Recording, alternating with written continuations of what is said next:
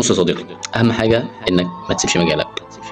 يعني حاول على قدر الامكان انك انت ما تسيبش الحاجه اللي اتولدت عشانها، الحاجه اللي بتحبها، الحاجه اللي انت يعني تعبت وشقيت عشانها.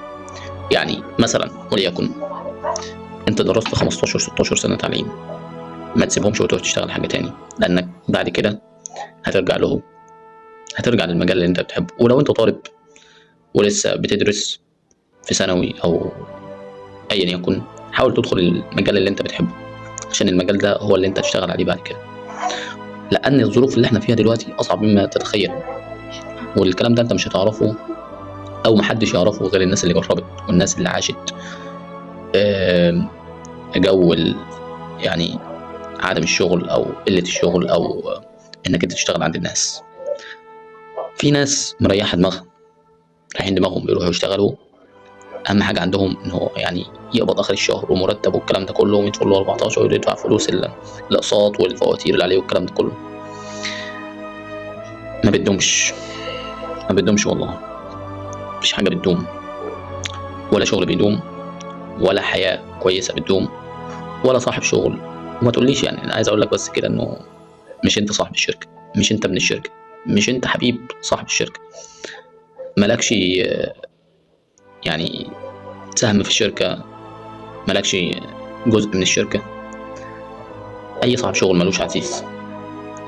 والكلام ده اللي انا بقولك عليه، ما تقوليش بقى ليك 10 سنين ولا 20 سنه في الشغل والكلام ده كله، مش بالفكره، مش بالمده او بالفتره او بالوقت اللي انت بتاخده في الشغل خالص.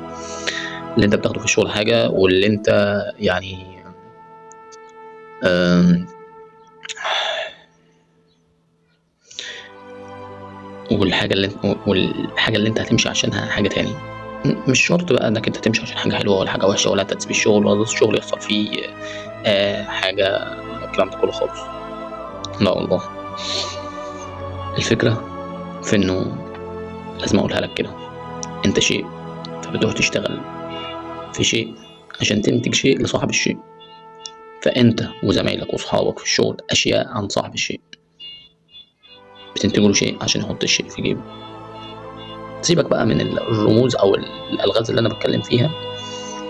انت يعني مش حاجه عند صاحب الشغل علشان تتكلم، او علشان يبقى ليك يعني معزه او الكلام ده كله. انت مش ابنه نفسه ما بيعملوش عزيز، ملوش عزيز. سيبك بقى من انك انت هتروح صاحب الشغل ده حبيبك ولا الكلام ده كله ولا 20 سنين. هتيجي في يوم من الايام وهيبقى في تنشنه بينك ما بينه، ايا يكن التنشنه دي ظروفها ايه. واللي انا عايز اقوله لك، ليه ترجع لمجالك، او ليه تحب مجالك، او ليه تحب الحاجه اللي انت اتولدت عشانها، عشان هترجع لها بعدين، عشان دي اللي هتتسند عليها بعد كده، دي اللي عمرك كله هتفنيه علشانها. فما توقعش نفسك في ظروف انت يعني بغنى عنها. فحاول يكون كاريرك من البدايه اللي هو نفسك ثم نفسك ثم نفسك. صاحب نفسك واشتغل مع نفسك وكن مدير نفسك، ترتاح مع نفسك. لكن هتبقى شغال عند الناس هتتعب والله، هتتعب جدا جدا جدا. انا بكلمك ليه الكلام ده؟ لاني تقدر تقول بعد 8 سنين او بعد 10 سنين او بعد 15 16 سنه من العناء والشقه والكلام ده كله، قعدت في البيت، وحاليا دلوقتي بدور على شغل. الحمد لله في حاجات كتيره، والحمد لله على اللي انا فيه، والحمد لله على يعني في ناس غير كتير حالهم يعني اصعب من حالي. ولكن بقول لك الكلام ده للعبره وللعظه وللنصيحه للاخويه، مش اكتر. ولنا في العاطلين عبره، يعني حاول تاخد العبره والعظه. طب انا اقول لك كده، يعني انك انت تبقى صاحب شغل ولا انك انت تشتغل عند صاحب الشغل، مفيش واحد في الدنيا دي بيحب ان هو يبقى عليه مدير. مفيش واحد بيحب ينزل كده الشغل بمواعيد، يصحى بمواعيد ويخلص بمواعيد ويقفل بمواعيد والكلام ده كله.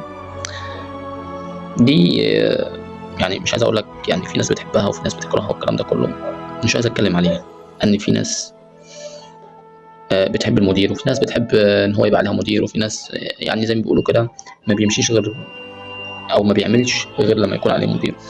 ولكن افضل حاجه انك انت تبقى مدير نفسك، انك انت تتحمل مسؤوليه نفسك، انك انت تعافر وتشتغل على نفسك علشان تبقى عندك حريه ماليه وعندك حريه في الشغل، وعندك انت مدير نفسك. عارف يعني ايه انت مدير نفسك؟ يعني وقت ما تروح الشغل تروح، وقت ما تروحش الشغل ما تروحش، وقت ما تكسب تخسر، انت عايش مع نفسك، راجل برنس نفسك. ما تعيش طول عمرك شغال عند الناس. اياك انك انت تبقى طول عمرك شغال عند الناس. انت شغال عند الناس يعني انت عبد من الاخر. وما تقوليش صحاب الشغل بيعزوني وبيحبوني وكاني ابنهم وكان اخوهم وكانك صاحب الشركه. مفيش حاجه اسمها ابن الشركه ولا الكلام ده خالص. حاول تفهم، حاول تفهم الكلام صح. سلام. بشترك في القناه بقى، ما تنساش بقى تشترك في القناه تحت وتكتب لي بقى في الكومنتات اي حاجه، لاني بصراحه القناه عندي بايظه خالص، مفيش فيها ولا لايكات ولا كومنتات ولا مشتركين ولا حاجه ولا الكلام ده خالص. بالمناسبه ده مشروع جديد يعني عشان تبقوا فاهمين، يعني الناس اللي هي لسه جديده عندي على القناه يعني.